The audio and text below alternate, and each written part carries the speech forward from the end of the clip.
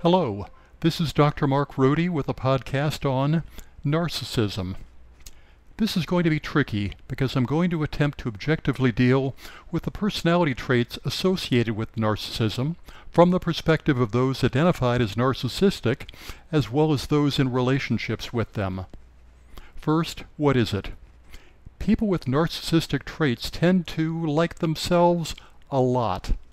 Now, there's nothing at all wrong with having a positive impression of yourself, but the narcissist takes it to self-sabotaging extremes. They tend to be leaders, or they seek leadership anyway. They tend to enjoy having positions of authority and are likely to see themselves as superior to their peers. There's usually a sense of arrogance, self-absorption. They tend to lack a capacity for empathy. And they have a hard time seeing the world from the perspective of others. Often, individuals with narcissistic inclinations tend to display a sense of entitlement and show a willingness to exploit other people. Individuals with an unhealthy dose of narcissism often blame others rather than accept responsibility for things they've clearly done. They have little capacity for mutually rewarding relationships and tend to become incredibly angry in the face of criticism. Narcissists tend to be drawn to those who appear to admire them, while detesting, sometimes even victimizing, those who try to hold them accountable. Narcissistic traits show up in males and females, but in studies that have been done, men tend to show more of these traits than females. It affects young and old, and seems to know no racial, religious, or ethnic boundary. When these traits are displayed to an extreme degree, they may cross the boundary into a psychiatric illness. But please, don't try to diagnose someone based upon this podcast. So where do the more challenging forms of narcissism come from? There's a lot of theories about this one. Some research and theorists suggest that there's a genetic component to narcissistic traits, and they would point out a relationship between parents with narcissistic tendencies and children or adolescents with those same traits. But others would suggest this is proof positive that these traits are learned from parents who probably demonstrate a lack of empathy, exploitive behavior, a cold demeanor, dishonesty, egocentric conduct, and arrogance. My own guess is that narcissistic inclinations probably stem from a combination of genetic and environmental factors. Some writers on the subject of narcissism point out that parents who provide positive modeling by admitting to mistakes, sharing in success and failure, showing concern for the welfare of others, and demonstrate ethical conduct aren't as likely to have children with the traits that we're talking about today. There is some belief that narcissism is associated with challenges with socialization early in life and in poor interpersonal relations. In adulthood, many with narcissistic traits want to control the circumstances so they don't continue to feel ill at ease. Those controlling tendencies, however, tend to alienate those around them, and they end up feeling worse rather than better. Too often this dynamic becomes cyclic, and things just seem to get worse and worse. If you've recognized quite a few of the traits that point to narcissism in yourself, and there are problems in your relationships with others, my first reaction is absolute admiration. Now, I say admiration because those with significant narcissistic tendencies often can't admit, even to themselves, that there is a problem. You may want to start by reviewing the first part of the podcast again, and then writing down the traits that apply to you, and also writing down the challenges that you've had with relationships. You'll probably want to work with a psychologist or other therapist who has expertise with narcissistic difficulties. It's apt to be helpful to learn how to better understand the connections between your own background, your thoughts, your feelings, and your behavior. It's highly probable that a number of challenging relationship problems are the result of your life experience and the thoughts you've had about those experiences. With the help of a therapist, you're likely to learn what drives your sense of competition, the distrust that may be experienced in relationships, and the dissatisfaction that you're likely to have with yourself and others. You'll likely learn about self-regulation, ways of dealing with dissatisfaction, and options for improving your self-care. At some point in the process of psychotherapy, you may want to get involved with family or couples counseling to build or rebuild relationships that are honest, mutually rewarding, intimate, and long-lasting. I'd strongly suggest that you invite the people who love you to give you honest feedback, and please, please, just listen rather than defend yourself. Other techniques for self-care would include learning calming techniques like meditation, breathing exercises, yoga, or, this will sound weird, just give yourself a very tight 10-second hug. Don't think I'm crazy, just do it. To enhance your level of empathy, you may want to get involved with hands-on charity work. Try very hard to understand the perspective of the people you see at the charity, and continually strive to identify the emotions of the people with whom you interact. If that's not your thing, volunteer in an animal shelter, but examine the emotions of the other volunteers and the animals. Get yourself a list of emotions off the internet and get really good at being emotionally aware.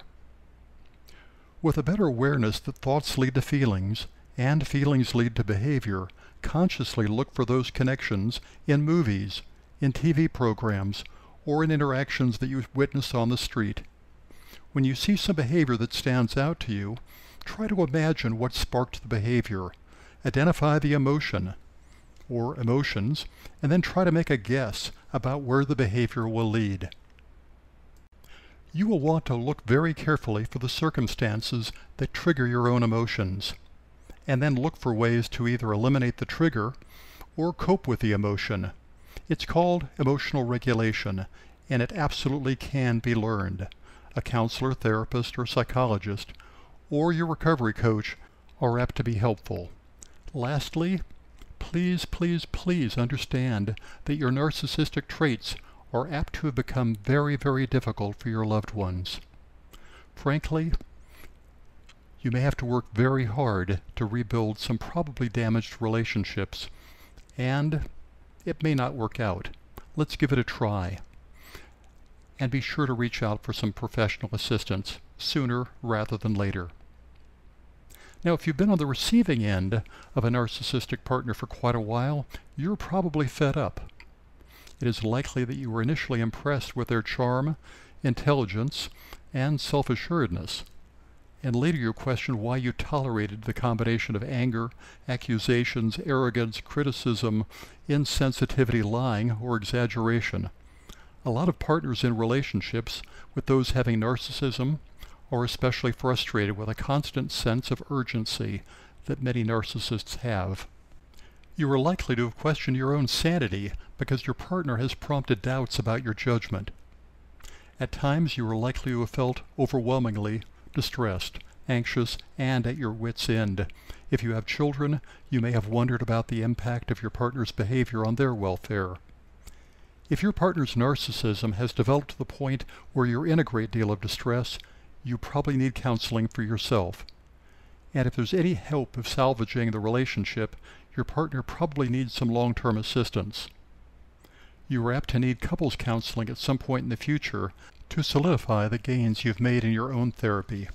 Without some serious intervention, you've got to think about either tolerating a lot of distress for a long time or getting out of the relationship. Here's a few self-care hints you may want to consider.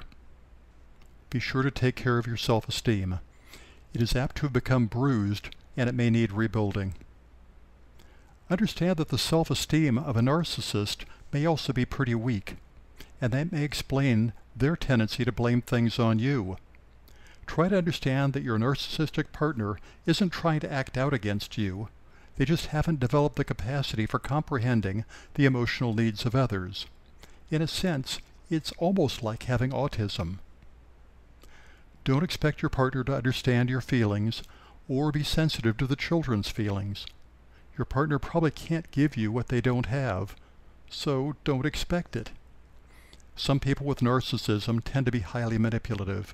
Don't expect fairness. They may not have experienced fairness in their early life. It simply may not be in their vocabulary. If your partner has a lot of put-downs for you, ignore it. It's their problem, not yours.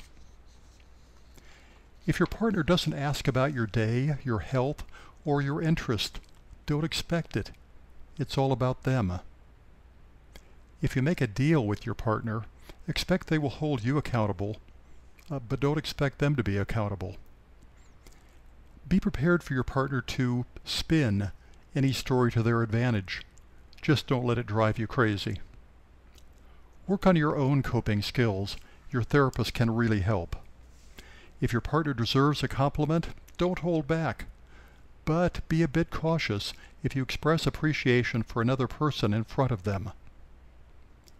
Understand that narcissists often don't get jokes, because most humor is based upon interpersonal connectedness that they may simply lack. Don't expect an apology, ever. Be cautious in discussing your accomplishments, as it may threaten your partner's self-esteem. You probably shouldn't expect your partner to share information that you need to deal with many normal family events, because they may not have developed a capacity for understanding many of your needs, not just the emotional ones.